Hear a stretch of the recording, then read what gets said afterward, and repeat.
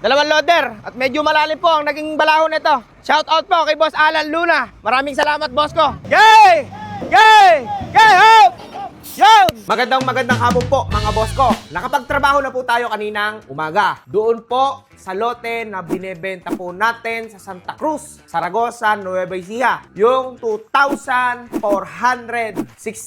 square meters. Ang naging plano ko po dito, hanggat wala pong bumibili, gagawin po muna naming stockpile ng white sand, mix at panamba. Maliitan lang naman po ito, hindi naman po malakihan. Kumbaga po, magkaroon lang onting income, matulungan ko yung mga tao ko, mabigyan ko ng trabaho yung loader ko, kahit papano may onting kita para rin po sa kanila itong ginagawa ko na to. Although panibagong intindihan na naman, pero at least kahit papano masaya ko na kahit napapagod ako mga boss ko, yung mga tao ko nabibigyan ko po ng trabaho. Sa ngayon mga boss ko, ito po lote na to ay for sale. Kung gusto nyo po nabilin, pwede po itong gawing gasoline station, pwede po itayo ang McDo, pwede rin po itayo ang Jollibee. Ito po, napakaganda po ng lote na to. At i-PM nyo lang po ako mga boss ko dito po sa aking FB page. Ipapakita ko po sa inyo mga boss ko yung pong naging trabaho po namin kaninang umaga. Clip, i-play mo na yan.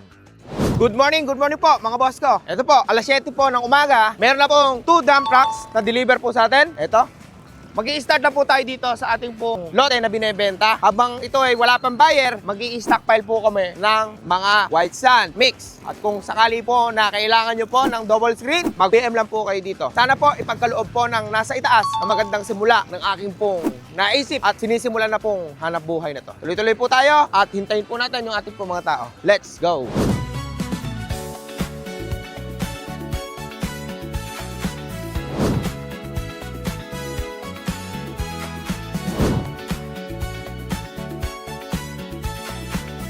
Start na po tayo. Tinusok na po nila. Titingnan lang po natin paano yung mga diskarte. Ba't diretso mo pa? Ay, nabalaho yata. Malambot. Hop! Dadam na, hindi pwede idam. Kukunin loader niyan. Hop, huwag mo na pilitin. Onti-onti lang muna tayo para matesting lang po natin.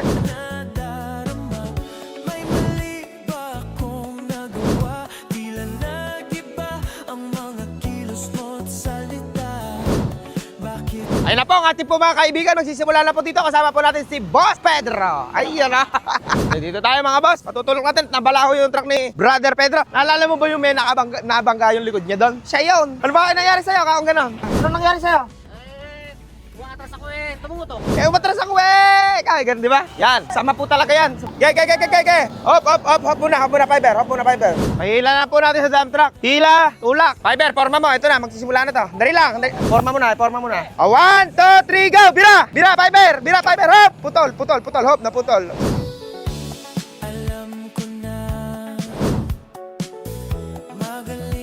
Abante. Dahan-dahan lang. Yun! Bira, 1, 2, 3, go! Ge, loader. Ge, Fiber. Bira! Kailangan mabawasan eh. Tawagin mo kayo mga tao doon. Tawagin mo kaya yun. Eh, hindi rin kakana, hindi rin maabot yan. Mga boss ko, tumawag tayo ng rescue. Ito sa ating isang tropa. Ito yung loader nila kasi hindi kaya ng loader natin. Dalawang loader at medyo malalim po ang naging balahon nito. Shout out po kay Boss Alan Luna. Maraming salamat boss ko. Yay! Hop! Yo! Boss, salamat! Thank you. Yan po boss. Thank you very much po kay Boss Alan sa rescue niya po dito sa amin dahil hindi po kinaya ng loader natin. At malalim po ang naging balahon ng ating truck sa ating pong tropa at kaibigan. Boss ko, maraming salamat. Ito, idadam na po yung isang pangalawang dump truck po natin. Yung nabalaho po. Ito.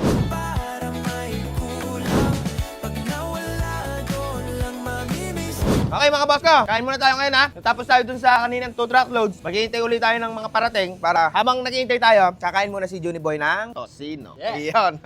Yatid na po natin si Bella sa school. Hi guys. Hello po. Kaway ka anak. Kaway. Yatid natin siya. Pasok ka na. Bye-bye. Bali, ano na po ito? Pang-4 na po nilang biyahe. Mag-start na po ulit tayo, magpapababa na po ulit tayo.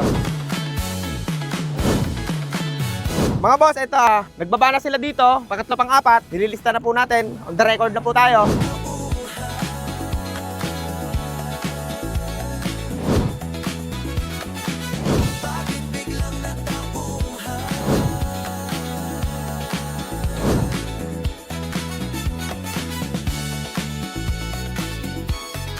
Pagka gusto nyo po pumick up ng White Sand, pwede nyo po akong kontakin dito sa aking page. Ito po ay hindi po ganun karami. Kumbaga nga po, sabi ko nga po sa inyo, ay onting trabaho lang. Kumbaga hanggat hindi po nabibili yung lote na to. Kung sakali naman pong may makagusto ng lote na to, tamang-tama, dahil pwede na po nating i-package yung pong White Sand na nakalagay dyan ngayon at po pwede nyo na pong gamitin na panggawa ng inyo pong building. Pwede po yan. Kaya po pag-usapan po natin sa interesado sa lote. Tuloy lang po natin ang ating pong mga pangarap at mga minimithi po natin sa ating buhay. Di bali pong eka nga po ay mapagod, importante po lumalaban. Kasi po yung pagod, sabi nga sa akin ng matatanda, yung pagod, itulog mo lang yan, kinabukasan, pwede ka na naman lumaban, malakas ka na naman. Pero po yung mga panahon na sana dapat ginawa na natin para ating sa sarili natin, sana po ituloy na po natin. Kasi po, hanggat may pagkakataon, hanggat meron po tayong pag-asa na nakikita, ituloy lang po natin ang ating pong mga iniisip na alam natin ay kabubuti po ng ating pong mga sarili, pamilya, at ang ating pong mga kasama sa buhay. Tuloy-tuloy lang po tayo mga boss ko sa ating pong mga pangarap. Basta wag po nating kalilimutang tumawag